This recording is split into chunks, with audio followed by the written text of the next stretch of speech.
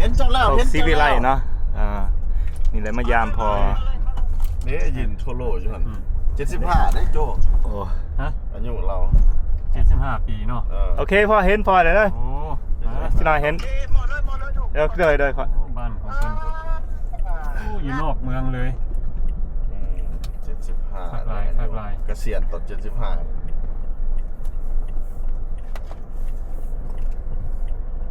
มีมาเกษียณตอน75เฮานี่ก็เกษียณก่อน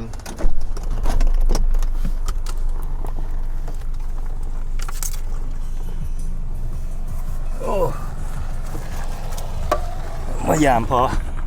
เพื่อนบ้านพ่อเลยสวัสดีพ่อโอ้เอาของเหม็นนะฮันน่ะม้าพอป่ะนี่นะ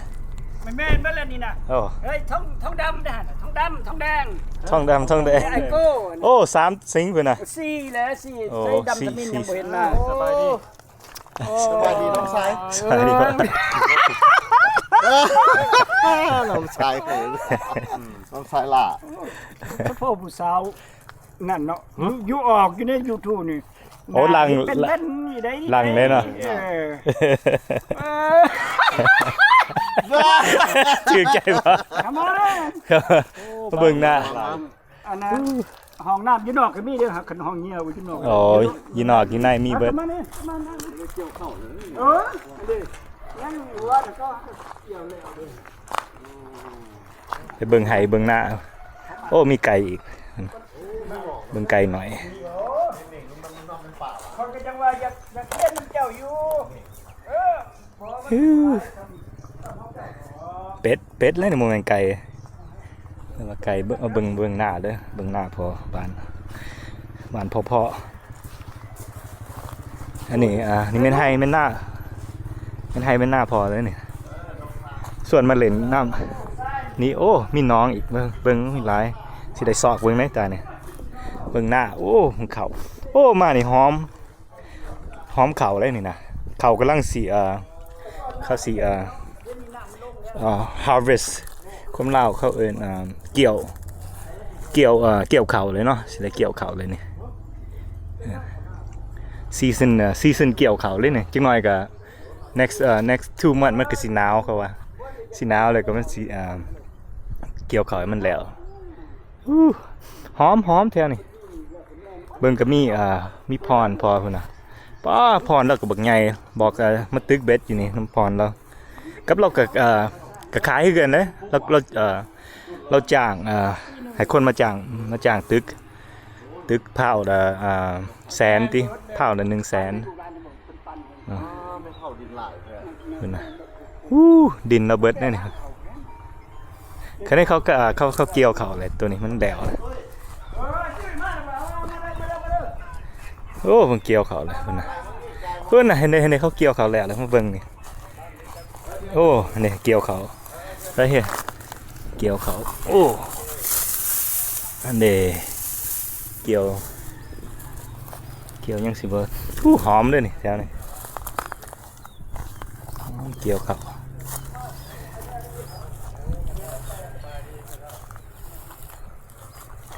พุ่นน่ะเกี่ยวเขา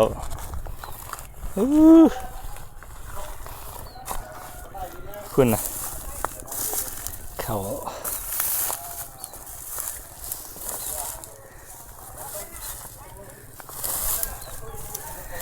กำลังเกี่ยวเขาเกี่ยวยังเพิ่นแล้วมากเล่นทรงหน้าตอนนี้สบายดีเอ้ยโอ้เพื่อนพ่อเลยนี่นะอยู่ไฮอยู่หน้าบริษัทอยู่นี่เบิ่งนี่โอ้กำลังเกี่ยวเขาเนาะเขาว่าเกี่ยวเขาทางนี้แล้วตัวนี้ตัวเดี๋ยวทางนั้นยังบ่ทันได้เฮ็ดเทื่อก็ยังสิเกี่ยวอยู่ทางนั้นอยู่โอ้ไปเลาะเบิ่งเนาะครับเนาะไปเลาะเบิ่งเลาะเบิ่งทางนี่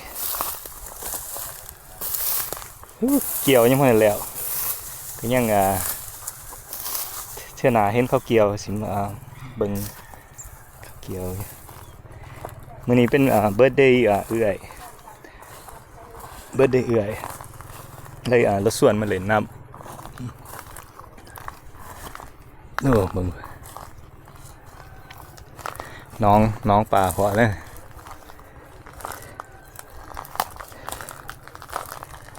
น้องป่ามันมีป่าหลายเราพอขายป่านี่คุณนะชนะจักจะหน่อยเลยสิเอาคันเบ็ดเรามาตึกนี่มึงป่าลอยอยู่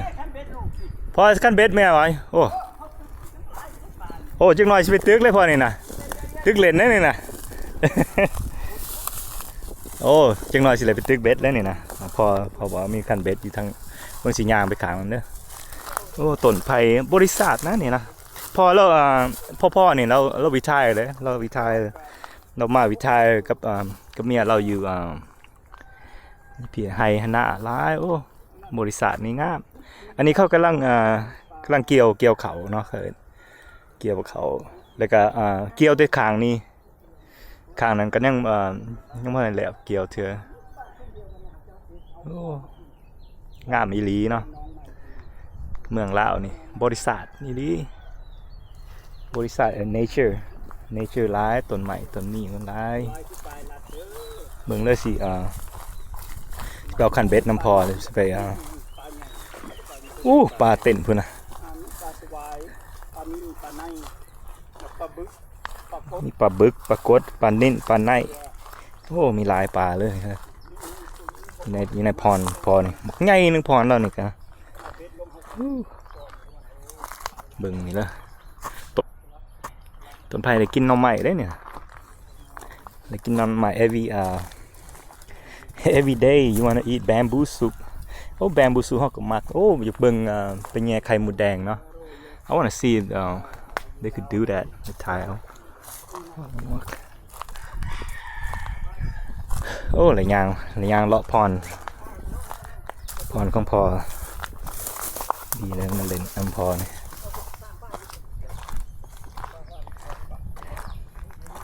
น้องเราก็แบบใหญ่อย่างนี้นะ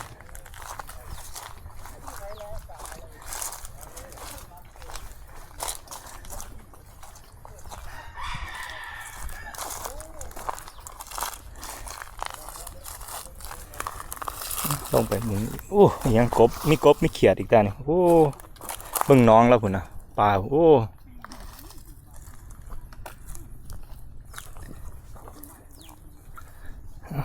ขี้ตมเลยตาเหยียบขี้ตมคัก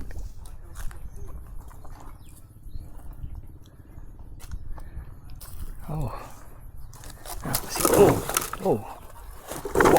shit โอ้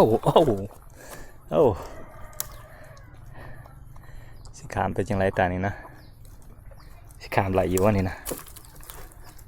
หมดเลยตกขี้ตมที่ตาสิขามไปทางนะโอ้สิขามจังไรตานี่โอ้แม่ตอนอะไรปีนหัวได้ตานี่ปีนหัวอะไรอยู่วะนี่โอ้ guess I gotta go back then กลับขึ้น I can't go that way มันน้องหยานตกเว้ยmaybe I could but มันเป็น hill แล้วเป็น slope หยานตกน้ำเลยสิกลับขึ้นเนาะกลับขึ้นซะโอ้ย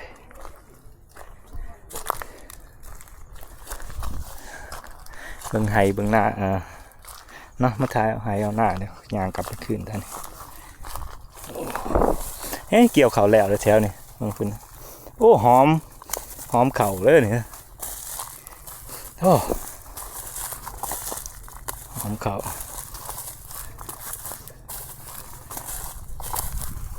จังหน่อยเขาไปตึกเบ็ดจังหน่อยเนี่ยเอาคันเบ็ดมาตึกเล่นนี่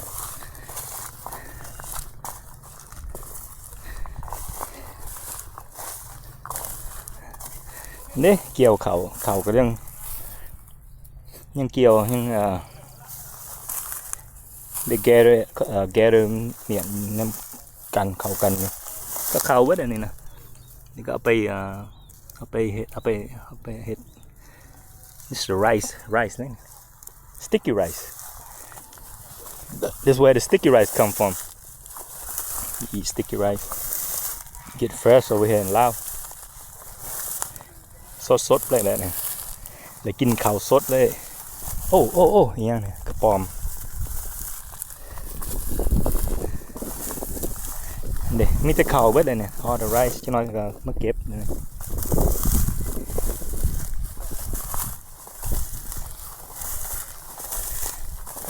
อยากมาเบิ่งเด้ตอนเขาเกี่ยวเขานี่นะ I want to check them out นี่คือเบิ่งมาซอยเขาคือกัน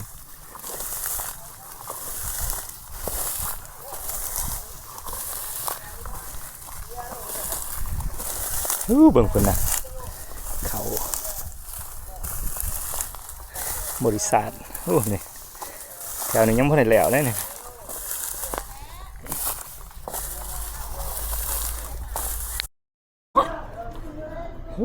พุ่นมา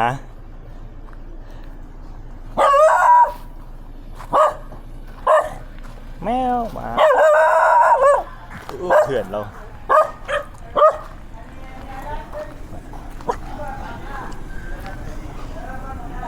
เพื่อนพอ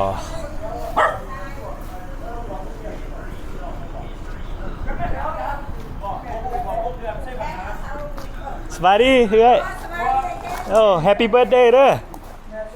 เบิร์ธเดย์เอ้ยคักไปง่ายญี่ปุ่น อาหาร แล้วก็ลบมาเฮ็ดเชื่อที่อยู่ใน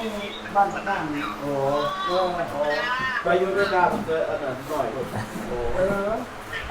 มาแล้วไปเฮ็ด กินข้าวกันหรือเปล่านี่ โดยผู้แล้วมันเป็นตำรวจอยู่อันนั้น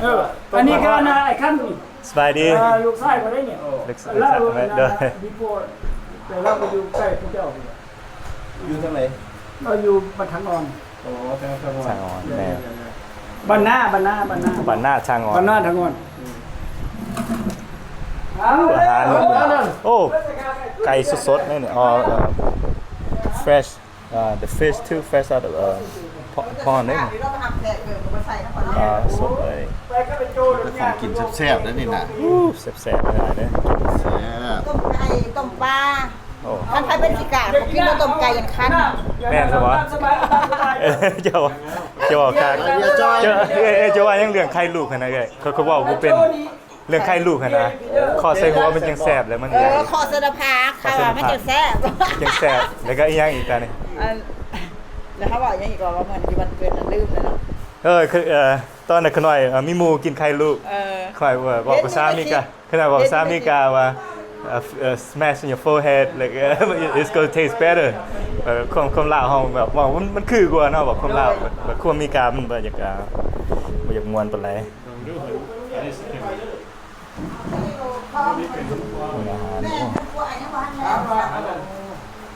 ที่นี่ก็the lake the pond แล้วมึงปลา you can see the fish there นะ a lot of fish look at บึงเลย ไปดีน้องสาวไม่ทราบเลยจอย you can see the tilapia right can you see the tilapia let's see go closer look at all them ปลา จอยโทรหาแล้วเราหาส่งขอความไปแล้วมากันเรามาแล้ว look at that tilapia โอ้ย this is probably the baby one right here นี่ปลาเข็งคือกัน you can see it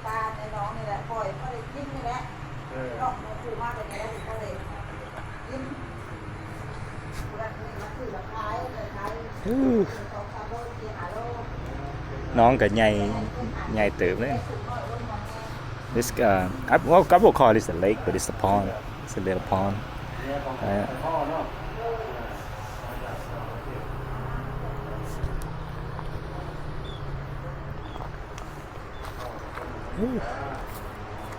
สักหน่อยโอ้สิเลยตึกเบ็ดได้นี่ก็ fishing pole right here เหยื่อเอ้ยบ่มีเหยื่อบ่สิตึกเบ็ดนี่นะ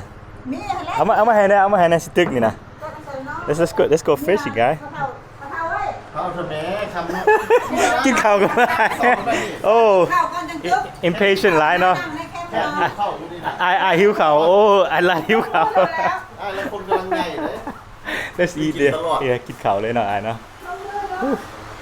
กินเขาใช้ไปใช้เบิร์ดเลย โอ้ตรงในอันนั้นนะได้แจก เขาก่อนสิ แมนโอ้ใช้you say อาตุยเด้อไอ้ตุ้ยอยู่หันเลยดิ อาตุยใช่ เอาเด้ออันนั้นลงจากเขา มอนมานั่ง เอาเด้อเอาเลยได้มาหอดแล้วกินเลยได้ เขาสวยแล้วนี่นะ แม่นเขาเที่ยงเลยได้นี่ฮะเอาไอ้เอา อยากไปล้างเองรถมือไผ่มือมัน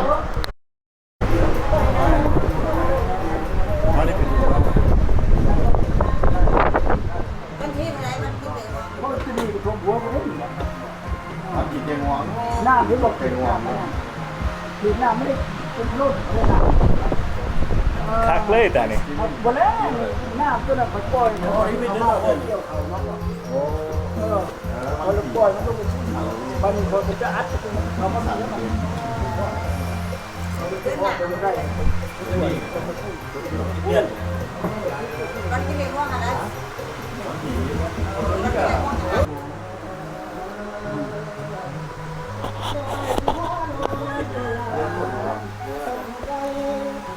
นั่นจะไก่ไผ่เด้อมาสาบคนเข่านี่เด้อ มาโอ้มากินเขาเพราะ โอ้ยคือสิลงไปทำผม Oh thanks Joe Thanks for the hookup Joe No problem. Joe นี่คักหลายเด้อhe hooked me up with the stand hooked me up with the instant 360 the pro Oh, so I'm gonna be a YouTuber just like him. มีอย่างปัดกับไส้ The newcomer เลยคือโจเลยตอนนี้ You almost there. Yeah, Almost almost there. there. Just gotta make video, just gotta hurry up and load the video in there. I got so much video, I got like 3 memory still. I gotta load to my phone and load it up to CapCut and then load up to YouTube. เพิ่งพอเพิ่นน่ะ Oh, thanks Joe. ยังนั่นนี่ได้ คนบ้านนอกเลยmake sure ตามเราคือกัน you know คนโอ้เราก็ subscribe ไลค์ก็ขน่อย but you know but ถ้าพบผู้ใดเบิ่งช่องขน่อยบ่ได้ตามเราก็ตามเราแหน่กับกับอันนี้อาตุยเนาะเดี๋ยวจะสิอาตุยสบายดีเนี่ย บาดี อาตุยแล้วนี่เราก็ start แล้วก็ start ยูล็อก start YouTube ใหม่เนาะแล้วก็มีช่องยังไงบอกนะ เขาใจ บอก ละ พี่น้อง ไป นะ ก็ได้บ่ดู ตุย travel ตุย travel เนาะอยู่ใน สาลาวัน อยู่ใน YouTube ตุ้ยมักเที่ยว ตุยมักเที่ยวเนาะสิส่งdescription ทั้งในหนาหรอกเนาะไปตามตุยในเลยพ่อแม่พี่น้องเรากำลังเราก็ถ่ายเอารสชาติลาวคือกันถ่ายเอาธรรมศาสตร์ลาวยังก็ให้เบิ่งหน้าเนาะบอกพี่น้องได้ว่าเรื่อง YouTube เจ้าเรื่องมันเป็นเรื่องอีหยัง โทษไปกับเขาหมักไปเที่ยวโทษจ้ำบักไปเที่ยวเหนือเที่ยวใต้ไปตลอดมันว่าเวียงจันทร์มันกับ อ๋อคนมักเที่ยวเนาะ ไปลงนาแล้วก็ไปประเทศบ้านใต้ แน่ เที่ยวทั่วประเทศมาเราที่แต่ว่าไทยเนี่ย คันว่าพี่น้องอยากติดตามว่าอยากเบิ่งให้เบิ่งหน้าเบิ่งตุ้ยเราไปใช่เลยเนาะเราไปเที่ยวหลายกับอยากเบิ่งเมืองลาวอีกเนาะเบิ่งเมืองลาวเบิ่งความงามของเมืองลาวเนาะตุ้ยเราไปเที่ยวเราไปเบิ่งเบิดแล้วก็ติดตามแล้วเลยส่องเรานี่นะ เปลี่ยนพ่อเปลี่ยนมันเลยเข้าไปตัว แม่ ตุ้ยเนี่ย เนาะ บอก ตุ้ยมันเล่นน้ำกันเบิร์ดเดย์นี่เบิร์ดเดย์เอื้อยข่อยได้นี่นะ โดนมึง เบิร์ดเดย์เอื้อย ผู้สาวเหมือนว่ามาหักคนว่า เฮือนเรากำลังบึงใหญ่เลยเฮือน ว่าได้เขียนผมมาหอดเรียน เฮือนเขาเบิ่งเฮือนเราแล้วมันก็ใหญ่เป็นพรนี่โอ้พรก็มีความสุขนะนี่พ่อพรนี่เด้อนี่บ้านพ่อพรเอื้อย แม่เนาะกะลาบ้าก็จะนี่นี่ บ้านไฟเสียหมดแล้ว โอ้ยแม่เนาะ อยากมากว่าเขาจะพ่อจะเอาผู้สาวไล่สาวให้โลกไทยแล้วสาว ได้แซนเศร้าปีโก เบิ่งบ้าน กิน บ้านก็มีปลาหลาย you can see the fish เลยเอาไปลงไปเบิ่งเนาะมาจักหน่อยสิไปตึกเบ็ดได้ตายเบิ่งเลย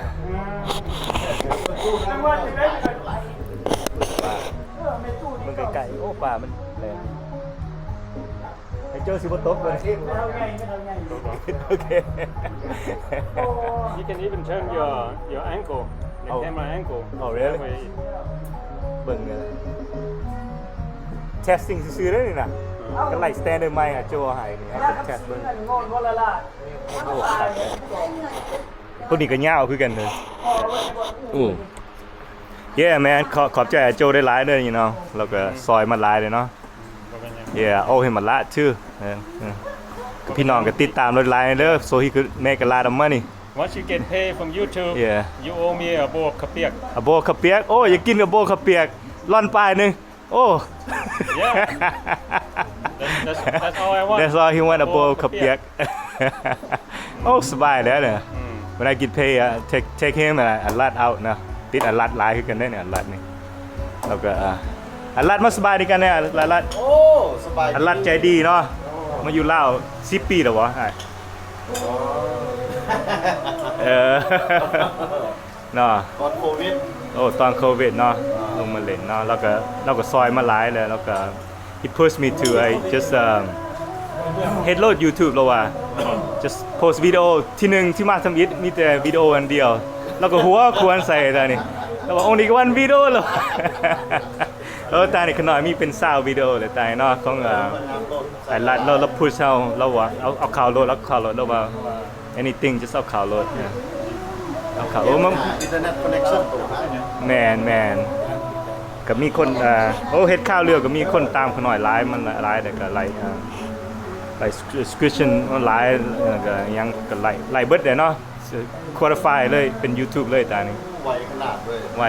2ทิศเนาะ Money. เพื่อนน่ะจังหน่อยโอ้มาโจ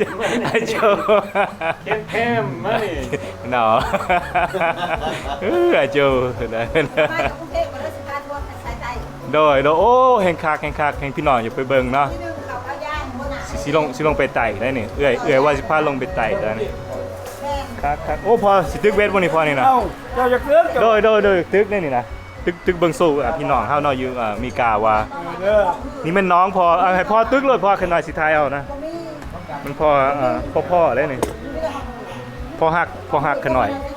อยู่เมืองลาวนี่แหละพ่อมาวิชัยอยู่เมืองลาวเบิ่งเอาข้าวบ่ตึกขวานเด้อเนี่ยเอาอาหารบ่โอ้อาหารแบบนั้น เสร็จก็ทุกอย่างรับดีมากมันยาดีก็ต้องทำเลย โอ้ตึกเลยสิไหลได้แล้วนี่พอเนี่ย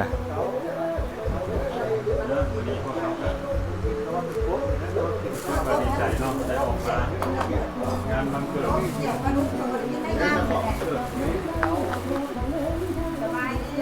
น้องสาวไม่รู้จัก ขอบใจอะไรเด้อมาวันนี้ รับสมัคร ขอบใจที่ได้เชิญพวกเขามาฉลองเบิร์ธเดย์วัน จนหมดกินเวลาก็แค่ ไปการก็จังเห็นวิวเว้ย เออก็ไม่ได้บอกเนาะ พอตึกเบ็ดอยู่แล้วนี่พอนี่ คนโทษบ่ได้ละลายเลยนะ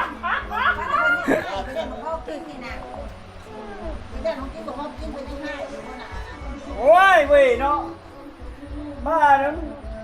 เหลือกินจังว่าพ่อนะเฮานะ ข้างนอกคือป่า คิดแล้ว โอ้หุ่นอ่ะพอโอ้หุ่นอ่ะป้ายังนี่ล่ะป้านิ่นบ่พอโอ้ไปแล้ววะนี่โอ้มันอยากไปขึ้น บ่ไหลเห็นก็ยาวอีกฟ้าพิกมันกินหลายอยู่เขาก็ตึกปล่อยคือกัน ตึกเหรียญตึกหัวหั่นนะโอ้ปลาลงน้องขึ้น ตึกเหรียญตึกมวนเฮาพอมีน้องบักใหญ่นึงน้องพอนี่ ข้ามเพิ่นว่าบ่สิไปให้เนเบอร์ก้อยกินอีกแล้วน่ะ เอาให้เนเวอร์ก้อยกินว่า เอาเมื่อให้เนเวอร์ก้อยกินเนาะ เพื่ออะไรจะไปดินน้องไอ้รักนี่นะ โอ้ ไปแล้วไป มัน มาอยู่ราชบุรี โดนแห่ไปแห่มาอยู่เนี่ย อู้ปลาเนี่ย ย่างออกมาบ้านตรงไหนตรงนี้ ร้ายเบิ่ง โอ้ยอันนั้นเมียมันออกไปดิ้นเป็นรองเท้าเจ้าเจ้านี่ว่าเป็นอะไรโอ้ยเอาอะไรน้ำตาพวกขนาดนี้กินก็ต้นไปหานะเดี๋ยวญี่ปุ่น น้อง โอ้ โอ้ขึ้นเครื่องเหมือนกันครับครับโจไห้นี่โอ้ซอยโจไห้สแตนใหม่ได้นี่สแตนกล้องกับกล้องเล่าตานี่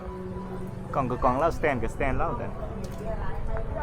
โอ้พอตึกแล้ววะนี่นะโอ้เห็นพอตึกเลยนี่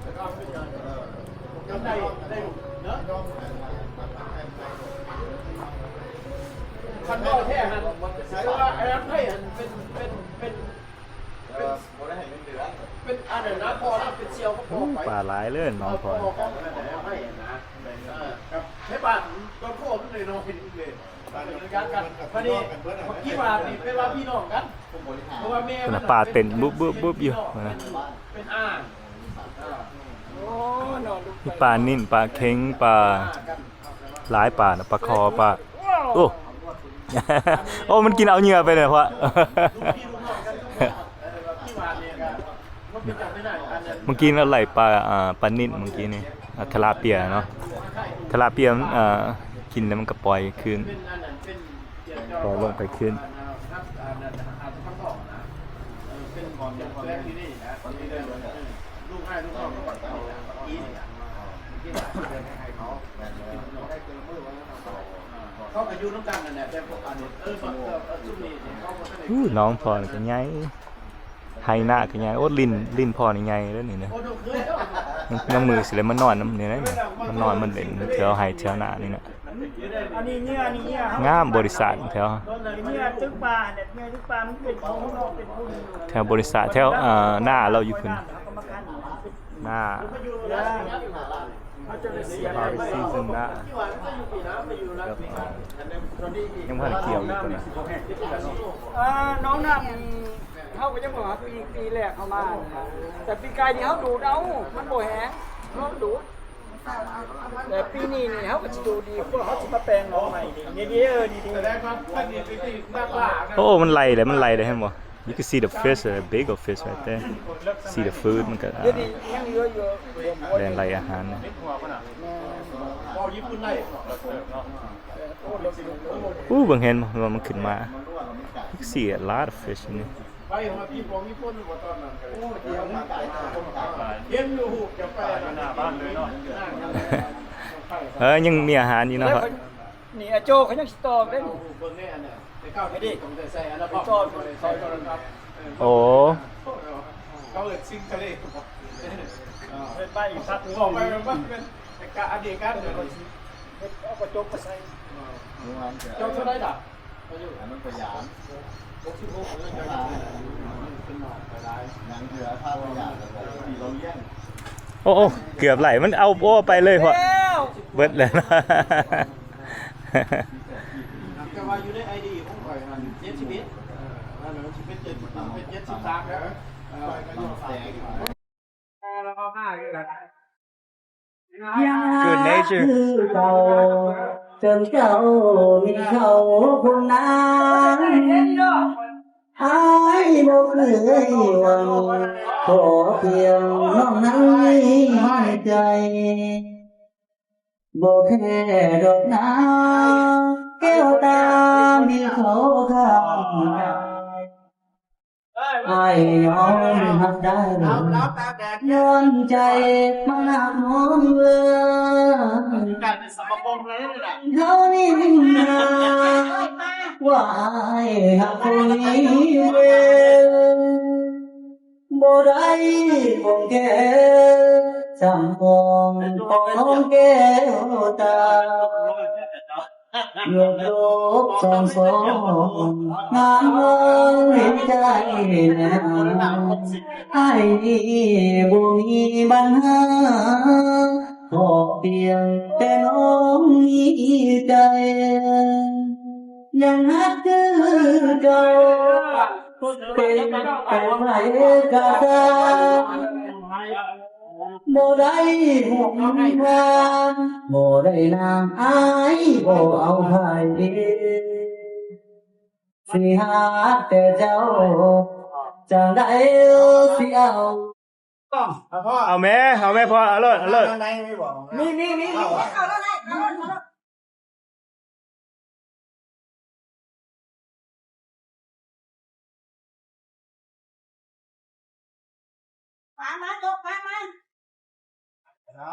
เต้นไง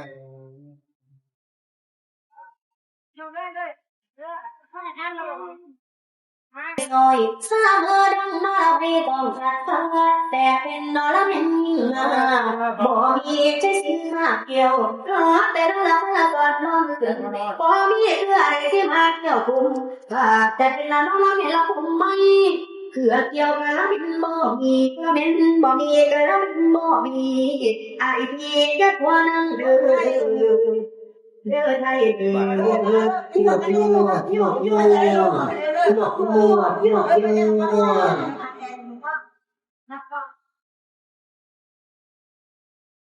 Đây mà cuộc số năm trên họ sao kiếm mà ra châu cứ xuống là năm phản vật phải đi em tên sao ban trẻ ai mà điệnหัวใจคำแดงหากน้องหลายแสนอยากnghe đi thì thật chỉ đang khám theo con vào đây mà nó bắt ai phải có sao nhận từ lương nam พอ เลือดเต็มไปไม่มาเลือดใจจางไปน้ำ โอ้ไหวพ่อตานี่ป้าเอื่อยคุณนะ อย่าลงละซื้อของแล้ว กินไหวอีกตานี่โอ้ ยาดอมครับป้อม แม่นบ่โอ้ โอ้ย เป็นแต่แสบเลย ยา ตา ดอมครับป้อมมาแล้ว โอ้ thằng ai đó là mình một tàu cứ hạt châu lấy leo leo keo phơi เดี๋ยวโง่เจ็ดแล้วมาดิ ฮอดบ่ đi làm เฮ้ย vua ม่วน ai ơi phân ai ngồi là bên nèo nhì mà đi khắp mà bên bèn hết tấm lại ai này năng tuần trăng qua chi bên lông người con là bên lọt lùng nhá với lông nó bên bà đồ nó nhá đồ đưa ai cái máu bằng ngàn người hương ngủ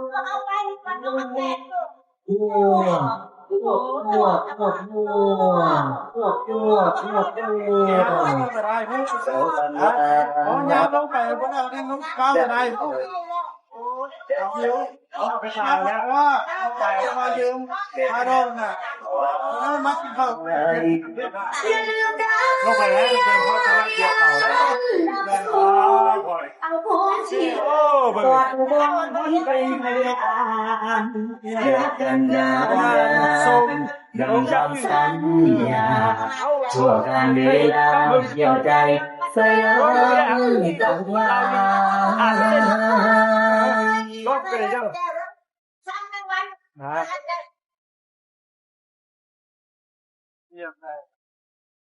อันนี้คักเลยนะ เราบองยา เจ้าภาพเลย บายองเป็กนึงแรงเป็กนึง กินแล้วเมียตกเตียงภาษาน้อยตกเตียงเลยเมียตกเตียงนะเนี่ย นี่ ยาบอก มันแก่ยังไงนะแก่เจ็บแอว กระ อะ ลำกำลังเนี่ยเจ็บหลังเจ็บเอว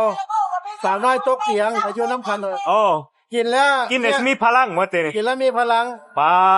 เมียตกเตียงเว้ย เมียตกเตียงเลยเมียสิยางอะไรเป็นชิดหัวเอ้า น้องมึงได้ โอ้เรซิปีได้นี่นะมาจากลาวด้วยนี่เด้อ กินยาก เหล่าบองยา คันเพิ่นว่า เขาเอิ้นมีการว่าแอร์กราที่นั่นเนาะ แม่ บ่แม่นบ่ บ่ฮักบ่แพงเนี่ยเพิ่นบ่ออกมาได้อันนี้ โอ้ เบิ่งเมียเพิ่นว่าจับปี โอ้ ไอ้รัดนี่ นี่ ต้องได้หาผู้เสริมเลยรัดนี่ต้องหาผู้เสริมนะ อ๋อ แม่นบ่เศร้าโซได้นี่นะ เมื่อวันว่างผ่านซ้ำเมื่องานแก่เก่ามันสิสามเป็นวันไหนพี่น้องเอ้ย ผู้เสริมได้นี่ต้อง สิเลยหาผู้เสริมแต่นี่วู้ เบิ่งโอ้ดิโล โอ้ตามสบายเด้อ วู้ เอาอ่ะ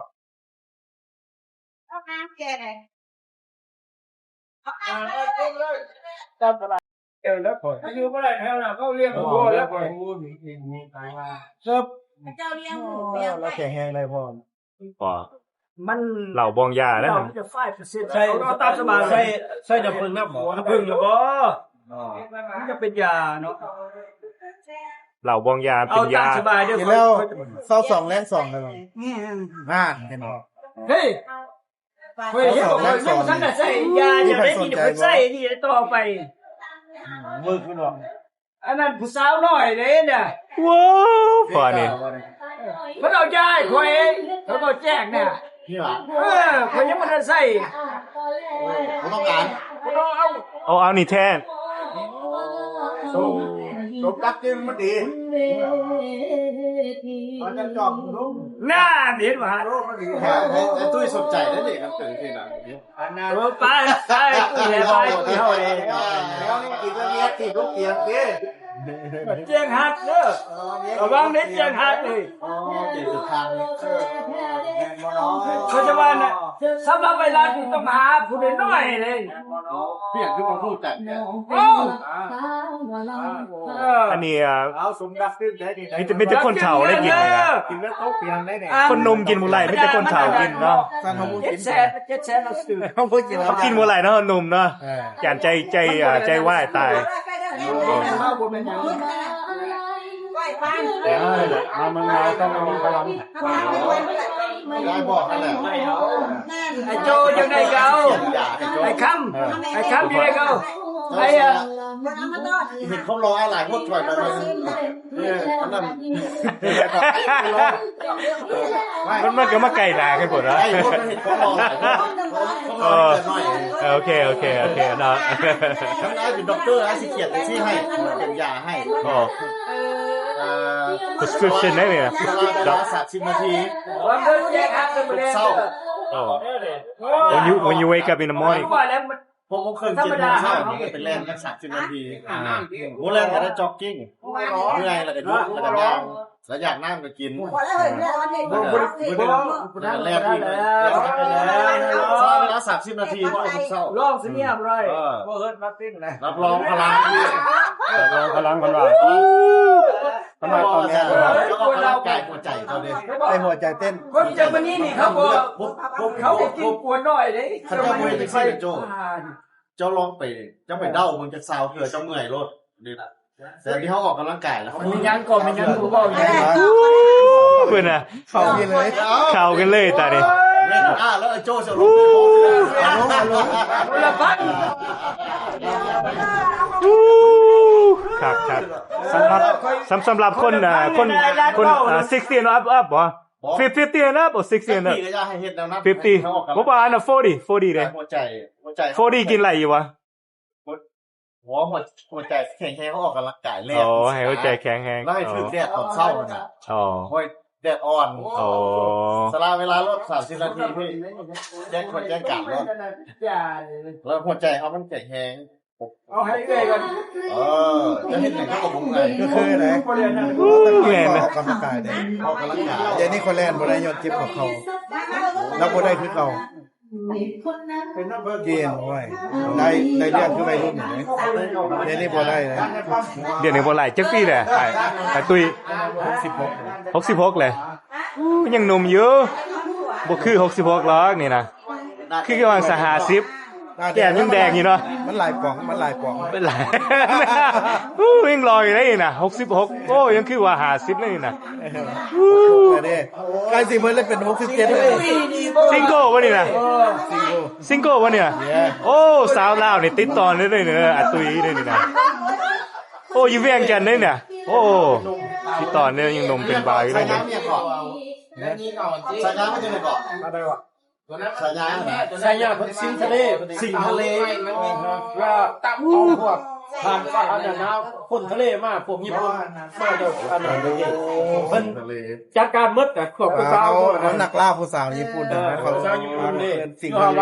ทะเลเนาะ บอกภาษาญี่ปุ่นเก่งอีก โอ้ เขามาบอกให้สาวคนที่ชื่อว่า บ่เนี่ย ตะกี้เนาะปกติเห็นภาษาญี่ปุ่นโอ้คืองามตื่นได้กันนี่ คอยได้จะไปอยู่ญี่ปุ่น6 เดือน ก็นะ แล้วก็ไปเปิด นี่เพิ่นก็ไปนี่เขาเที่ยวไปเรื่อยเนาะ โอ้เขาผ่านไปนานอ่ะไปญี่ปุ่น หลังจากคอสโกลันนิ่ง ได้ไปเรื่อยเอาเด้นะคือสามารถอะครับ ไปคนเดียวเขา เดี๋ยวไปอยู่ ไป เมือง หา ไหน เขาไปอยู่กับเขา แล้ว อี ไป ก อยู่เมืองไหน ตัวเกี่ยวดูแล้วในตัวเดียวดูแล้วจ้ะ อ้าวอยู่ โต พวกนั้น เกียว ส่วนหลาย เข้า คน ใจ เรา อยู่โตเกียวมัดอยู่บ้านไหนมันหลาย อ้อมโห บ่ เมือง เกี่ยวขนาดนั้นเลย มันประจำเนาะของเขาเป็นคนเป็นประจำการเนาะขอไป6 เดือนสร้างคอสโกนั่นน่ะคีบลันนิ่ง อัน ย้า นี้ ย สั อก อก เกี่ยวมื้อหน้าแล้วเพิ่น แย่ ผู้ แล้ สาว ว ก็ไปอยู่เกาหลีอีกปีนึงก็ กรุงโซลส่วนใหญ่ข่อย พูดบ่ ฮะ เป็ดพูดบ่ บ่ข่อยอยู่นั่นเอาคอสโกเนาะไปเปิดตลาดคอสโกแย่เฮาก็เลยนั่นน่ะได้มีโอกาสไปนำเขาข่อยเลยบ่ได้มีหยังข่อยได้ซื้อ ก็เฮียได้ยินไหมน่ะ เอ้าต้องว่าไอ้เนี่ยได้เงินแน่หน่อยล่ะเนาะ ไปอันนี้นะไปอันนั้นมันติดไฟรวมอันนั้นเป็นติ๊กต็อกก็เดินติ๊กต็อกมาว่าโทรหาเมียว่ามาทำมาแล้ว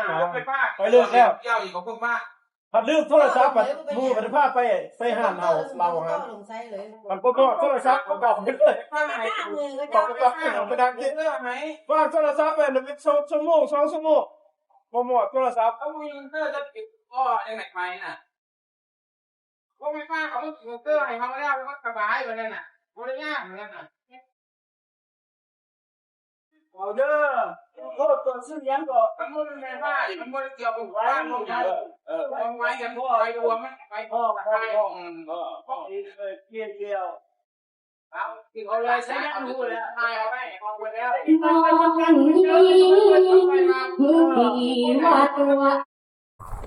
นี่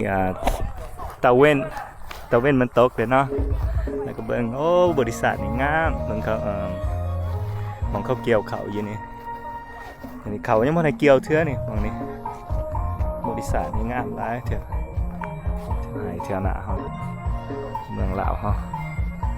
ย่างไปเล่นเนาะย่างไป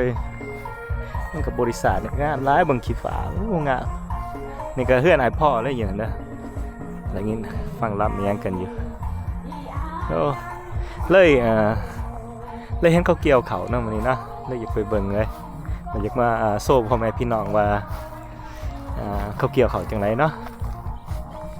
นี่ในบ้านหน้าเฮาต้องเลยเฮ็ดเขาจังเลยกินเขานี่มันมาจากไสเนาะsweet rice เขามีกา sweet rice ความเฮากับข้าวเหนียว sticky rice sweet rice แล้วก็จากสีขามไปเนาะไปเบิ่งเขา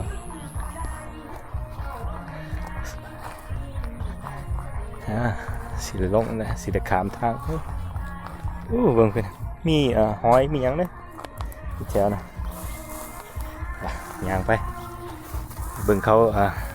เพิ่นน่ะเขามันกำลังโอ้งามเลยเบิ่งเขานะเขาเมืองลาวบริษัทลาวเลยนี่ย่างไปเลยเนาะครับสิย่างไปเบิ่งเขาเลยย่างไปแบบนี้นะ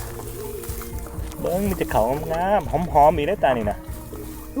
มีเขียดมีหอยมีหยังไรอยู่ในนี่ถ้าเห็นงูเห็นหอยเห็นหยังโอ้ครับบริษัทเขียดอีกได้เห็นหอยเต็มอยู่ก็มีน้องอีกตานี่น้องก็มีกับปูมีกุ้งมีหอยได้ตานี่มึงเพื่อนใครสิยังไงโอ้ยยังไงลมกี่ต้มเลยนี่นะให้มันหนาไม่ให้หน้าแถวไก่เวียงจันทร์ดอกเนาะมันบ่ได้แบบอยู่แถวปากซี่แถวหมองเข้าไปมันก็พอเห็ดกินเห็ดขายแถวบ้านหน้าเฮาเบิ่งนี่ทำนี่คือสิมีโตซัดอีหยังอยู่นี่เนาะโอ้ แต่เฮายังเล็กหน่อยตอนนั้นเฮาก็จกมือเข้าไปเด้ไปจกเอาปลาcatfish นะจกเอาปลา catfish นะฮะนะแต่เฮายังหน่อยโอ้จกไหลงูไหลเอียนพุ่นเด้ตอนเฮายังหน่อยเฮาจื้อเฮาอยู่เมืองไทยเนาะไปเบิ่งพ่อแม่เอามาเฮ็ดหน้าเนาะ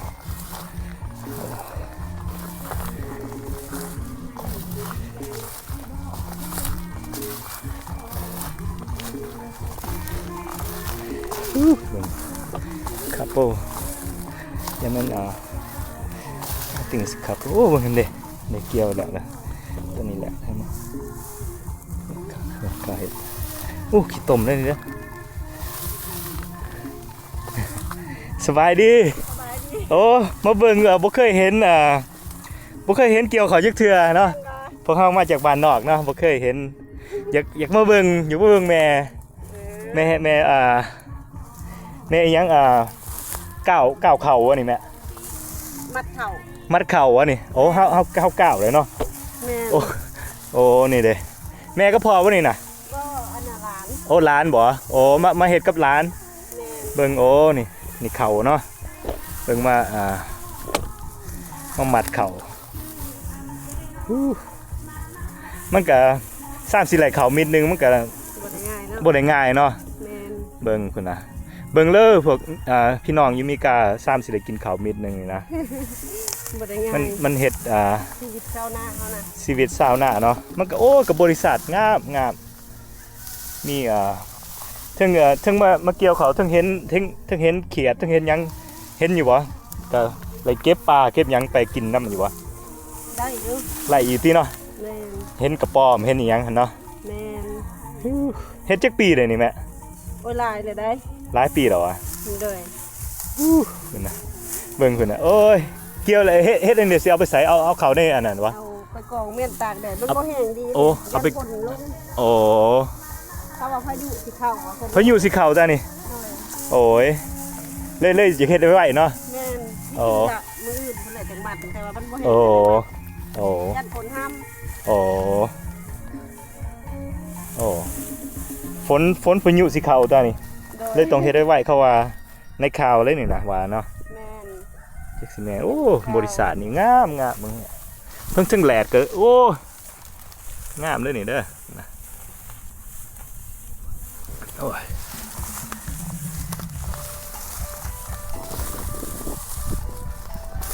ยังเฮ็ดซอยอยู่แม่อยากเฮ็ดเลยนี่นะอยากเฮ็ดอยากเฮียนเลยนี่นะแม่นเด้อนี่มาได้เช้าหั่นบ่มาเบิร์ธเดย์เอื้อยฮักขน้อยกับพ่อหั่นเด้พ่ออยู่นี่เด้บ้านเรามาเราเสิร์ชที่มาเล่นน้ำเลยว่าโอ้อยากมาเบิ่งให้เบิ่งหน้าแถวนี้เนาะบ่ได้ออกมาจากเทื่อติโดยบ่อยู่ในเมืองพุ่นแหละเฮาก็มามื้อนี้แหละอยู่เมืองบ่มีแบบนี้หรอกบ่มีให้มีหน้าเลยนะอยากเห็นอยากโซ่พี่น้องอยู่มีกายได้ว่าให้หน้าเป็นจังไดเนาะเฮ็ดนะชุกเทือก็มีแต่2คนนี่บ่คือมีหลายคนอยู่ถ้ามันใหญ่ก็มีหลายคนเลยเนาะหลายอยู่โดยบัดนี้ก็มีแต่พ่อเฮ็ด2คนซื่อๆเนาะมื้อนี้เนาะแม่นพ่อเพิ่นไปโอ้พ่อโอ้ไปเลิกมาแล้วก็มันลงมามัดเขาโอ้ลงมามัดเขาโอ้ก็เขาก็เฮ็ดแล้วก็เอาเมียนทั้งเทิงเนาะเอาเมียนทั้งแล้วก็ให้แม่มามัดมันบ่มัดมันเด็กก็สิเด็กก็สิคนขึ้นไปเมียนเด็กก็คนขึ้นเพิ่นยันพายุเด้โอ้ยันฝนตกแล้วมันก็สิบ่ดีเลยเนาะแม่นมันเข้าสิเปียกโอ้มันสิเปียกเนาะโอ้เอาใบไผ่บ่นี่แม่ใบไผ่บ่นี่นะแม่นไม้ไผ่โอ้ใบไผ่ผูกเนาะเบิ่งมันผูกจังได๋เนาะโอ้มันก็มีวิธีมันเนาะผูกเบิ่งเลยมันก็บ่ได้ง่ายเด้เนาะแม่เนาะลำบากเลยนี่เด้อกินข้าวเม็ดนึง3สิได้กินข้าวเม็ดนึงนี่เบิ่งสาวหน้าเฮาเฮ็ดจังไดเนาะบ่ได้ง่ายอันนี้แม่เขาสิเอาถิ่มเบิดบ่ตานี่ตัวนี้นะตัวเฟือกมันบ่ได้ใส่แม่นบ่มีแต่ใส่แต่เขาโอเคคือน้อยเหยียบก็ไหลติเนาะซั่นโอเคเหยียบว่าโอ้ยังสิใส่อยู่บ่นี่บ่ฝือเอ้ยเหยียบรถได้ม่วนบ่มาลาวม่วนนี่บ่โอ้ย มีความสุขเลย แม่นบ่ แม่นอีหยังก็อาหารก็โอ้ย แบบ อาหารก็แซ่บ แบบเมืองลาวเฮานี่แหละเนาะ อาหารแซ่บกับอีหยังมีความสุขหลายนะใส่ใจก็บ่หลายครับคันเฮาโฮมเงินอยู่ต่างประเทศมานี่มันก็ คุ้มค่าเนาะ แม่นกลุ่มค่าแม่นคันพี่น้องอยากไล่มาวิทยมาเมืองลาวมาวิทยอยู่นี่โอ้ก็มีหลายคนมาวิทยคนวิทยเฮ็ดงาน60ปลายปีขึ้นไปเด้อ แม่นบ่ มาวิทยอยู่เมืองลาวนี่สำบายสำว่าเศรษฐีเด้อเนาะเศรษฐีเงินล้านวะเงินแสนว่าเงินล้านที่เนาะเศรษฐีเงินล้านเลย เมืองแม่เฮ็ดนั่นนี่แหละแดดก็ได้แข็งเนาะ โอ้ยแม่นเนาะ แล่นน้ำฝนได้ซะนะ แดนน้ำฝนหยาดฝนเนาะ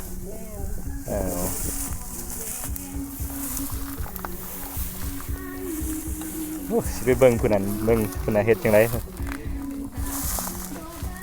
ได้ก็ try all this up อันนี้พอมาแล้วจังได๋พอมาเบิ่ง แม่นหวะโอ้พี่น้องกันเบิดบ่พ่อโอ้แม่นโอ้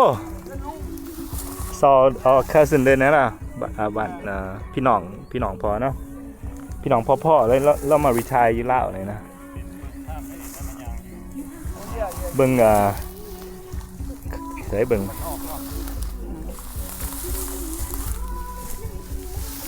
เขาเกี่ยวมันแล้วก็เอาใส่นี่แล้วก็มามัดมัน เอาบ่ได้ไปงานบ่นี่ เพราะ โอ้ยพักมื้อนี้พัก จังว่าเลิกเรียกกัน อ้าวนี่นะคิมนึกว่าคิมกันเลิกงานแล้วก็เลยมา โอ้มาเฮ็ดเลยเนาะ อันนี้คิมได้นี่เด้อ เดี๋ยวคิมบ่พอโดยโอ้ดีได้เลยมาเจอกันเนาะก็ฮักแพงกันเด้ออาจารย์เด้อ อันนี้คิมนี่ โดย ได้เฮาได้นี่ โดยนี่แม่นพ่อเลยนี่ เพิ่นอยู่ด้านน่ะอยู่เขตน่ะ อยู่บ้านหน้าทางงอน ทางงอน เนาะ โอ้ลมเด้อเฮ้ย ระวังด้วยพอเริ่มขี้ต้มหลายพอ เย้ มาขี้ต้มเนาะ เย้ มันเลยบ่ อย่าสิเข้า ภาคส่วนของน้องคิมมันนี่ โอ้ สิแล้วมื้อนี้เนาะ เอาสิแล้วนี่เพิ่นว่าพายุสิมาเด้สิคนอยากฝนตกใส่เนาะโอ้พอกลับคืนพอมันจังหน่อยสิล่มขี้ต้มเพราะ เขาเฮ็ดใส่แล้วไรแล้ว เก็บเอา แม่นเก็บบัตรแล้วมื้อแรงก็เอาไปตีมันมื้ออื่นนี่แหละ มื้ออื่นนี่แหละสิเก็บ จะมีให้ได้หลังจากฝนฟาดแล้วเด้อ โอ้อันนี้ฟาดแม่เนาะปั่นมัน ปั้นเขาเย้ โอ้ไรเต้เขาก็ไปปั่นเอาเข่าแล้วก็บ่ได้ง่ายเด้อนี่เด้อ มีน้องอีกหนึงได้อันของเฒ่า โอ้ น้องไงได้น่ะ แม่นบ่ เย้ ห่วยย่านสิเลยไปเบิ่งเลยนี่พ่อ เย้ เสียงยางไปได้จักหน่อยนะ เย้ พอไปบ่ไหลแล้วมันนั่นน่ะมันหลายเนาะ โน่ย่างไปตามคณะย่างไปตามคณะไป ให้หน้ามี โตให้น่ะก็เกี่ยวเลยน้อยคิมเนาะฮะ อ๋อสิได้ไปเบิ่งเพิ่นได้นะ แสดงว่าแล้วมื้อนี้เนาะแล้วเรียบร้อยเบิดบ่มื้อนี้ยังแต่ของลุงเวียงเนาะ ยังแต่ตัวมันบ่สุกยังสิได้มาเล่มขึ้นอยู่ฮะ โอ้ ได้ทนหน้าหั่นกับเบื้องนั้น โอเค only two เฮ็ด นะ มันบ่ใหญ่ปานใด ตอน ฮะ ไปเหยียบ ไปเหยียบเข่าเบิดเลยฮะหมา ทองดำการตอนนั่นน่ะการตอนก็ทองดำ งามเลยแหลดกำลังซองนี่โอ้บริงาม ว่านี่เพิ่นเกี่ยวแล้วอันนี้แห้งเรียบร้อยแล้วเนาะ นี่แหละแม่นแหละเรียบร้อย แห้งเรียบร้อยแล้ว มันบ่แห้งดีนะพ่อเฒ่าให้ ยังบ่แห้ง100%ดอกครับแต่ว่าเฮาต้องมัดไว้ย่านฝนตกนะ ฝนตก โอ้ ใส่ ยามฝนตกใส่ แม่ย่านฝนตกเพิ่นก็ได้สิมัดเขียวมัดแล้วก็ ได้เอามาตากอยู่ เอามือตากอยู่เฮือนอีก ยังเอามื่อตากอีกอยู่ เรื่ พ่อ องมันนี่ โอ้ขี้ต้มหลายนะพอเลยจะว่างได้พอแท้นะแล้วก็ เอาไปตากที่ใส่อยู่ห่มพุ่นล่ะ อันนี้คนมีโบสถ์ โดยก็ไม่หั่นตากนั่น กองแล้วล่ะเพิ่นเฮ็ดจังได๋บัดนี้ มันแห้งจังปัน ปั้นเอาไปปั้นแล้วมันแล้วก็ไปปั้นแล้วปั้น they let it dry first and then when it dry then they put in a machine to make the rice สิกลับคืนพอระวังนะพอเด้อ ขี้ต้มหลายเชียวนะ เดี๋ยวพอเฒ่าย่างไปน้ำคันนานี่เด้ สิไปน้องใหญ่บ่ ไปอยากไปเบิ่งน้องใหญ่ก็ไปเบิ่งน้องใหญ่ โดยขน่อยสิย่างไปแล้ว ไอ้เป็ดได้มาทีเบ็ดเมื่อกี้นี่เมื่อดิ แม่นบ่ พูดเลยนี่นะได้อยู่ได้แล้วว่ะพูดน้อยแล้วบ่เอาไปพูดใหญ่ Oh, it's muddy over here. I don't think I could go where he at. I was wondering, was he ไปเบิ่งเราเฮ็ดแบบไหนก็เฮ็ดคือกันหั่นแหละกับเอื้อยนี่เอาเก็บใส่น้ำกันให้หมด โจก็ไปค้ำไอ้โจนี่เป็น แล้วเป็นแมนเลยหัดโจนี่ยูทูบเบอร์ของแท้เลยนี่ของแท้เลยนี่ แท้เลยเนาะ ขอยังเฮียนน้ำเราอยู่นี่ยังเฮียนเบิ่งอยู่นี่ Welcome back เล่า สบายดีเนาะหัดโจโอ้หัดโจเอาแนวให้ใหม่เบิ่งเพิ่นน่ะแนวตั้งจับสบายได้เพิ่นน่ะเพิ่น Thanks Joe appreciate ตอนนี้เฮาก็สบายเฮาไปไสเฮาก็บ่ย่านมันตกมือหั่นนะถ้าเฮาจับแบบนั้นนะได้ thanks to Joe help me a lot นั่นน่ะแล้วกล้องเราก็ให้คือกันจักหน่อยสิเป็น professional คือเราหรอก เป็นแล้วเป็นแล้ววะเนี่ย เป็นแล้ว แม่นบ่ Yeah โอ้ professional แล้ววะนี่ไล่กล้องไม่เป็น professional เลย ได้ monetize แล้วก็ โอ้ไล่มาได้ เป็น แม่ professional แล้วนะ แม่นก็ยังต้องไล่เฮ็ดวิดีโอคักๆก่อนเขาก็ยังว่าเฮายังwork กันนั่นแหละเนาะยังเพิ่น นี่เพิ่นก็เริ่มได้แล้ว เริ่มไล่ ขอบใจ ขอบใจ FC ทั้งหลายเนาะที่มีการตามขน่อยหลายขอบใจหลายๆเด้อที่support love and support เฮาเนาะที่ซอยฮักหน่อยคันได้ยินสตอรี่เรื่องขน่อยมันก็โอ้ยจักจังไดเนาะเรื่องสตอรี่เฮาก็ได้ทีมครอบครัววันนี้ป้าครอบครัวมาอยู่เมืองเฮาบ่เคยมาจักเทื่อมันบ่ยากหรอกมันก็ adapt เฮาก็ adapt ง่ายๆแบบมันความก็มีแต่พอครอบครัวเฮาหั่นนะมันลูกเฮามันเจ็บใจหลายหั่นนะเรื่องบ่ได้เห็นหน้าเขาหั่นนะคันอีหยังก็โอ้อยู่เมืองนี่เมืองลาวนี่เฮาคักหลายอาหารอีหยังก็แซ่บอีหยังก็โอ้คนก็น่าฮักเบิดมีแต่คนดีๆนะคนดีๆเดี๋ยวมาเจอมาพบwelcome back เรื่องของขน่อยเด้อเนาะไอ้โจเข้าหลายๆเด้อเนาะมาเนี่ย ต้องเป็น welcome back เล่าเดี๋ยวนี้ก็พัฒนาแล้ว แมนขอบใจ FC พี่น้องทุกคน ขอบใจ FC หลายๆนะ ได้ support ได้ support แมนFC โจก็ตามขน่อยหลายคนคือกันมาส่องขน่อยกับพี่น้องใน Facebook มาตามขน่อยคือกันก็ดีใจหลายเนาะสิไล่3,000 คนเด้ยังเหลืออีก50 คนมามืออื่นนี่สิไล่อีกหรอกเนาะ3,000แล้วก็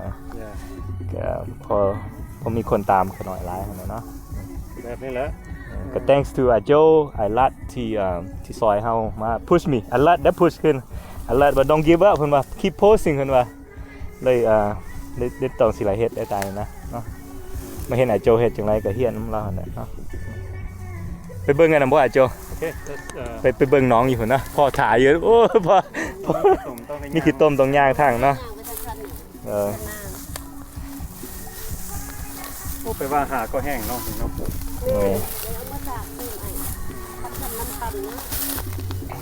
พ่อไปสิไปขึ้นไปได้พ่อน่ะพ่อพักขะแยงให้เบิ่งขึ้นนะ ธรรมชาติ ธรรมชาติเลยนะเนี่ยหอมใส่เบิ่งนึงนะหอมเลยพ่อหอมคือบ้านเฮาเนาะพักขะแยงหอมคือบ้านเฮาเลยโจ โอ้เย่ หอม คันขึ้นฮอดต้มปลาบ่แก่ข้าวได้นี่ดะแกงข้าวแม่น ทอดแกงหน่อไม้เลย แม่นแกงยังก็ได้เด้ แกงหน่อไม้แม่นแล้วพ่อก็หน่อยถือให้ก็ได้เสียเมื่อบ่พ่อเนาะ ว้าวจังนั้น โอ้เอามาเบิ่งซื่อโอ้ยหอมเด้อนี่เด้อหอมอันนี้เป็นพี่น้องเนาะพี่น้องอย่าพี่น้องเบิดที่จริงแล้วนี่อันนี้คลิปนี่เป็นเสี่ยวของน้องแต่เป็นหยังก็พอเฮาจังได้มาอยู่นี่มือทบิดเฮาบ่ฮู้เนาะแล้วนางแต่เราบ่เห็นนางคิมนางคิมไอ้พ่อข่อยเห็นหมู่ข่อยได้เพิ่นว่าเอาอยู่ไสเจ้าคือหมู่หลายแต่ข่อยว่านะคือหมู่หลายแท้หมู่บ่นะหมู่ข่อยคิดว่าข่อยจำได้นะมื้อที่2เราไปอีกมาเห็นอีกเจ้าจำได้บ่เพิ่นถามกันดิโอ้ยก็จำได้ก็เลยบ่พากันมานี่แหละต้นเหตุผ ค่อยจะได้มาอยู่นี่ โอ้ แย่มาเด้อไม่เท่าเพิ่นก็เลยปั่นแบ่งที่อยู่ให้อยู่แล้วก็เลยบ่ได้มักเฮามักว่ะบอกไม่เท่าเฮามักอยู่ที่นี่ว่าเอาอีกเพิ่นว่าจะเฮ็ดได้ก็เฮ็ดเด้อว่ะ ดินดอนแถวนี้เป็นของเพิ่นเบิด โอ้ของเพิ่นเลยของไม่เท่าเลยมีไอ้หน้าแล้วเลยลูกหลานมีแต่ลูกหลานเลยเพิ่นบ่เฮ็ดแล้วไม่เท่าเฮาบ่พูดเฮ็ดเลยเพิ่นไปเฮ็ดหน้าเลย โอ้ เพิ่นรีไทายเลยเด้เพิ่น ใช่เนาะ รีไทายแล้วแถวนี้แม่นไว้แล้วของเพิ่น ใหญ่เนาะพ่อเนาะ แม่นใหญ่ๆเอาถือว่าอันนั้นพ่อเลี้ยงลูกเลี้ยงหลานได้ว่าสิต่อไป โอ้ พุ่นละอยู่ภาคเพิ่นก็มีลูกหลานเพิ่นแล้วก็ลูก ดิน เลี้ยง ดินพ่อเบิดเลยเนี่ยแถวนี้ เอาก็เลยว่ามักอยู่คนนั้นเพิ่นก็เลยว่า ไทยมินะบริ มันอ ษัท ยู่บนนี้มีน้องปลาน้องหยังนี่แหละพ่อมันไอ้แป้งอยู่สวนเบิ่งนั่นไอ้แป้งตอน ไปที่พ่อไปเบิ่งน้อง ไปเบิ่งน้องใหญ่บ่ ไปเบิ่งน้องใหญ่พ่อไป น้องใหญ่ ย่างไปเบิ่งน้องใหญ่พ่อจับแขนขึ้นหน่อยพ่อโอ้ต้มหลายระวังไอ้พ่อเด้อ ต้มปิดปากให้หน่อย เบิ่ง ให้เรา โอ้ เสียบตาม ระวังเยี่ยมนะ เพิ่นนั่นแน่นแล้ว เยี่ยมยาก ฮะ กองอย่างนะ โอ้แล้วตัวนี้แล้วเพิ่นพลาดมือว่านนี่บ่ลืมเศร้านี่ ไห้หน้าเฮา ได้ ทางบริษัท คิมได้ ใช่ เท่า พ่อ ไรก็เฮาพลาดมือเศร้านี่ได้เท่าไรก็เข้าเฮานี่ได้เท่าไรได้จักเจ็ดสอบได้เก้าได้10สอบ โอ้10 สอบแล้วเนาะพ่อ เย่ เดี๋ยวพ่อเอาใครเฮ็ดขายบ่เลยเฮ็ดกินซื่อๆนะ นี่แหละเอาไว้ กินเอาเมียนกินระวังขี้ตมนะพ่อเด้อ เฮ็ดกินซื่อนะ ระวังขี้ตมนะพ่อ อะไรดูพ่อต้องมีขี้ตมติขอสมาเบิ่งภาพเบิ่งน้อง นี่ก็เป็นแบบธรรมชาติเนาะ แม่น อันนี้จนหลายเขาบ่ได้เห็นเด้อนี่ โอ้ยาก โอ้บ่ได้ยากเลยนี่ ปลาเต่าอยู่ทงไทยทงนา เพราะ ต้นเขางามได้จะเป็นแบบนี้ งามเขาแทน หลังจากเขามัดเขาก็สิให้เขาเจ้าไทยรุ่นนะตัวน่ะ โอ้ตัวไหนวะ ไทยเขาสิปลูกผัก อ๋อโอ้ แย่แต่ว่ามาเถอะนะจะได้เห็นบอนปลูกผักของเขาแย่ โอ้สิได้ปลูกพักจักหน่อยเนาะ แม่ปลูกผัก ดินบ่แม่นธรรมดา อู้กับบักหลายนะ ลายเพราะว่าเพิ่นเป็นตำรวจใหญ่เนาะมาเขาเลยแบ่งให้มาอยู่นี่ไม่แบ่งให้ว่าจะเร่ตอนใดบ่ได้ซื้อเลยแย่ โอ้ก็ดินเป็นแบบของพี่น้องเนาะเพราะพี่น้องฮู้กัน แย่ นี่ก็ดินแม่เฒ่าแปลงให้นั่นบ่ แบ่งให้อยู่ แบ่งให้อยู่เนาะ ดีใจนะเฮาเฮ็ดซุ้มสิเพิ่นหาเห็นแล้วไป แม่นเนาะพ่อนะ สร้าง โอ้ก็เฮ็ดมีแต่พี่น้อง นี่เขาก็มีงานเขาก็บ่มีเวลาคือเฮาได้บัดนี้ แม่น เฮาพันมีเวลาเฮา มีเวลาเบิ่งเวลาเฮ็ดนั่นเฮ็ดนี้เนาะพ่อเนาะ เพราะเฮาบ่มีงานเด้ มีทายเลยเนาะ ฮะแม่นเลยเบิดเลยนี่ โอ้ผักกระแยงโอ้พุ่นน่ะเบิ่งหอมคือผักกระแยง แล้วนี่ มีแต่ผักกระแยงได้เกิดยิน จริ แล้ ง ว ๆแล้วเขาเจ้านี่มาแล้วเขาเดี๋ยวเขาก็มาลกเอาไปตากแดดไว้บัด แม่ นี้ เนาะพ่อโอ้เอาลกไปตากแดดวันพ่อ ตากแดดไว้ก็ไปไว้ไปแกง ผักกระแยง งานที่มันบ่มีนะ โอ้แม่เด้อซื้อแพงแล้วอยู่มีกานี่นะบ่ได้ถือเลยนี่พ่อนี่นะผักกระแยงนี่นะ แม่น บ่ได้ถือเลยนี่นะ บัดหนึง5ดอนโดนได้นี่ แม่น บัดหนึ่ง5ดอนได้โจ หาเงินมีกาเลยนี่นะ ถ้าอยู่นี่เฮาเหยียบไปซื่อๆนี่ เหยียบ มีสเต็ปอะไร มันหลายผลเนาะเฮาก็เหยียบไปพุ่นน่ะมันเกิดอยู่ในโอ้พุ่นน่ะผักกระแยงเบิดนี่พวกพี่น้องพ่อแม่เฮาแล้วพวกเฮาเลยเหยียบไป มันบ่ได้ปลูกมันขึ้นมาเอง มันเกิดเองเฮาต้องได้เหยียบ ปีเนี่ยมันขึ้นมาเอง ขึ้นมาเองเนาะ so many of them หลาย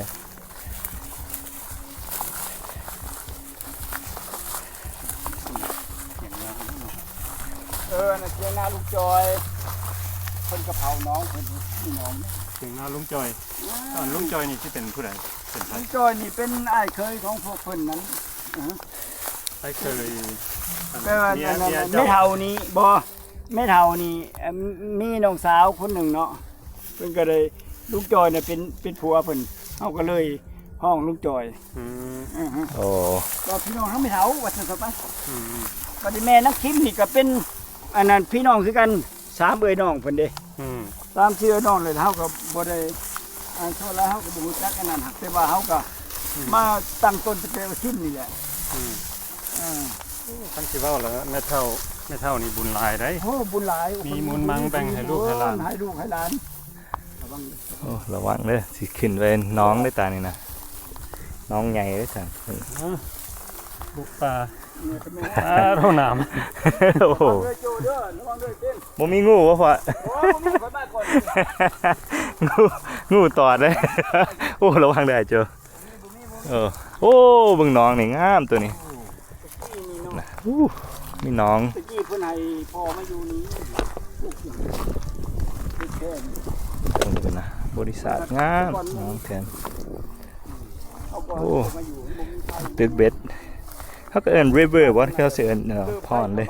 บ่ฮู้จักสิเอิ้นอิหยังโอ้น้องบ้านพ่อพุ่นน่ะมันน้ำนี้งามเลยมันมีดิมันมีพักมีหญ้าอยู่ในน้ำโอ้ตัวนี้งามมันบ่ฝุ่นเด้น้ำก็ใสอีกตานี่ ที่เพิ่นก็ให้พ่อมาอยู่แถวนี้นี่หาเรือเอาเพิ่นอยู่บนใด เพิ่นอยู่นี่สิได้มาปุ๊บงานอยู่นี่แล้วเนาะ คนแล้วบ่มันเนี่ยเฮาไปอยู่บนพมบนใบเนาะเขาบ่หันกันอยู่ภาคบนนั่นก็ดินมันโดออกมาเด้เนี่ย นี่ก็งามเลยบริษัทแบบนี้ เขาก็เลยว่าตัดใจ เลี้ยงปลา เดินมาบ้านหลังนั้นมันก็เลยอย่างนั้นก็มีน้องนี้บางทีเขาก็แก้บ่ได้นะอันนี้ก็ไม่ใช่แก้แล้ว เรานี่ก็บ่ได้เลี้ยงปลาบ่ครับ พ่อบนเลี้ยงปลา ก็สิมีแบบปลา มี มี ปลาธรรมดาอันนั้นผู้เราไปกินข้าวน้องเด็กเรามาตื้ออันนี้แล้วเราจะเมื่อยามีปลาอันนี้มัน2-3ชั่วคนพอได้นี่นะเลิกน้ำเลิกน้ำเลิกน้ำ The water is deep นี่บ่อน้ำมันจะเขียวตึม สีงามเลยพอน้ำอยู่พอ แม่นเขียวตึมอยู่จังว่าเฮาน่ะโอ้ บริษัท ใจนั้นไม่เท่ามีนั่นมีนี่ให้ลูกให้หลาน โอ้ไม่เท่าอยู่ในห้องกันตัวนั้นพอเนาะ no โอ้ the different one different โอ้ different metal อ๋อ อันนั้นยังก็อยู่แถวคำหุ่งนะไปอยู่ โอ้ แถวคำหุ่ง โมเมนต์อยู่แถวคำหุ่ง ผู้เดียวกันเนาะอ๋อ คิดว่าเจ้าก็โชคดีคือกัน เฮาก็บุญของเพิ่นนั่นแหละโชคดีได้มาเจอเพิ่นไม่เท่าอยู่ในนี้เพิ่นก็มีบอนที่พักที่อยู่ให้เศร้า เจ้าก็โชคดีหลายมาเอาเมียแล้วก็ แม่น มีอยู่แบบนี้ แม่นเอาสิแค่บอนเฮาอยู่ดีกว่าน้อออกไป งามนะพอนะจ๊ะนะบริษัทเลย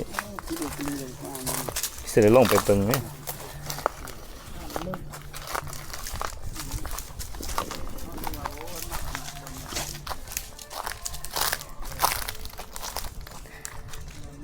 นี่คันมาวิทายเมืองลาวมีเงินมีคำมาซื้อน้องแบบนี้ในกระสางเหือนอยู่นี่บริษัทก็งามแบบนี้คันวิทายบ่อยากมีคนกวนยังเฮานี่เฮาก็มาอยู่ป่าลงแถวนี้งามครับโอ้น้ำนี่ก็ใสดีเด้น้ำนี่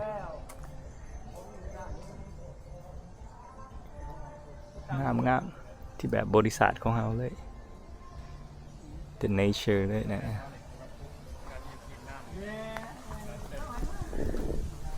หมากไปต้นใหม่มีแต่ต้นหมากใหม่เลยในต้นนี่หมากกันนี่กินหลายยืดหมากนี่เนาะ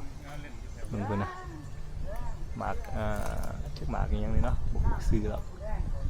ก็สิกินหลายยืดหรอกปลามันใหญ่อีกหน่อยหนึ่งนี่นะตำกินดิเขาตำกิน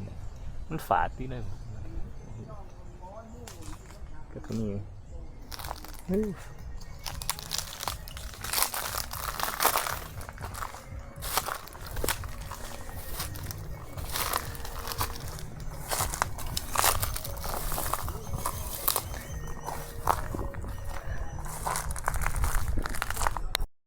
It's got a little pond right here too ก็มีน้องอยู่นี่ คนร้ายดอกมันมีประโยชน์นี่จะเท่านั้นนะคนเฮาแม่บริษัทนะพอนะงามแถวนี้มักเลยนี่ โอ้งามธรรมชาติ ธรรมศาสตร์ของเราเลยโอ้มันไข่มดแดงว่าพออย่างเด้ออีหยังหั่นถึงแม่นบ่แม่นหั่งมดแดง นี่มัน หั่งตัวอันนี้มัน เธอใหม่วะได้หมด หมดแล้วเนาะ หมดดำมันมีหั่งของมันเลย โอ้เธอใหม่มันเนี่ยตัวนั้นตัวเป็นเธอใหม่แล้วมันหมดแดง แดงมันตุ่มอยู่ โอ้ก็พอก็มาแย่แถวเนาะไข่มดแดงเนาะวันมันเนาะ เขาก็มาแย่ มันแย่แถวเนาะ เขานี่บ่ได้บ้านะเฮา บ่ได้มาโอ้ย ว่าจะสร้างเขานะแม่นสร้างหรอกเขาว่าจะบอกเขานะ บอกเขามาแย่ให้เลยนะพ่อเนาะ เขาก็แย่เลย โอ้ ย่ามบุแดงย่ามนี่เขาก็บอกแล้วว่ามันบ่แซ่บไปตู้เอ้ย แม่มันบ่แสบบ่เนี่ย ย่ามใดเนี่ยเขาฮู้จักแหละเขา โอ้ แต่ว่าสุดระบบดินอันไม่เท่านี่นะ โอ้ยังไกลเติบอยู่ได้พ่อเนาะ ไกลเติบ สิย่างไว้บ่เนี่ยกลับคืนติกระปา บ่อ้อม กระปา จะน้องนี่แหละนี่ สิอ้อมแต่น้องนี่บ่พ่อ จะน้องนี่กินลาวอ้อมจะน้ อ๋ อ อง อันนั้นมันก็เป็นทางหลวงนี่ที่ฮะ เอาพ่อใส่หมวกพ่อแดด เป็นหมวกเป็นอันแดดอันนี้แม่นหนทางของลาวเพิ่นน่ะนี่เราเฮ็ดให้อันลูกให้หลานนั่นน่ะก็จังว่าดีใจน้ำเพิ่นดีใจน้ำเขาเราก็บ่ได้มีผู้ใดเนาะมีแต่ลูกหลานนั่นแหละแล้วก็ลูกสาวคนนึงน้อยแล้วก็ไอ้โจเป็นลูกเคยเพิ่นเอาฮักแพงเพิ่นถือเป็นเจ้ารักเลยเจ้าที่เจ้าทานเอามาอยู่น้ำเพิ่นเด้ แม่ ต้องพังพวงเพิ่นอยู่ในนั้น ต้อง พังพวงเพิ่นเนาะ งามใช่ ออกมายางรอเบิ่ง งาม ดินออกมา โอ้ คืนมันก็คืน ผมไม่เท่าคืนขอบใจไอ้พ่อเนาะที่ได้โชว์ของเขาเอาเล่าสตรอเบอรี่นี่ทักลายเอาแบบธรรมชาติ งามแต่นี่เนาะอะไรขน่อยหลายวิธีเนาะแล้วก็ขอบคุณเนาะพ่อแม่พี่น้องที่ตามขน่อยมาเนาะจนเบิ่งจนสุดเลยเนาะแล้วก็ thanks everyone for follow along แล้วก็ I'm gonna keep this short probably have a lot of hour already but it's good แล้วมาเจอพ่อแล้วก็ศิลปะกันเด้อครับนะ till next time follow me on the next video เด้อ